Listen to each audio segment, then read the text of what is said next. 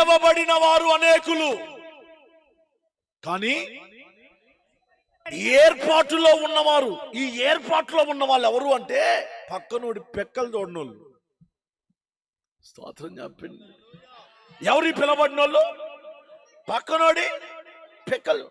అక్క నువ్వు చర్చికి వస్తున్నావా? ఇవాళ నాకు కుదరట్లేదులే అనగానే వెంటనే ఈ అక్క ఉంటుందో తెలుసా? ఈ అక్క ఉంటుంది, సర్లే ఈ తాపవారం పోదాం. స్తోత్రం. ఏ తాప? ఈ తాపవారం పోదాం. పిలవబడిన వారు అనేకులు, ఏర్పరచబడిన వారు కొందరే. స్తోత్రం చెప్పండి. స్తోత్రం. బస్సుకు టైం అవుతా ఉంటే ఎవరి మట్టుకు వాళ్ళు ఉరుకుతారు కదా. ఊర్లో చాలా మంది ఉన్నారు.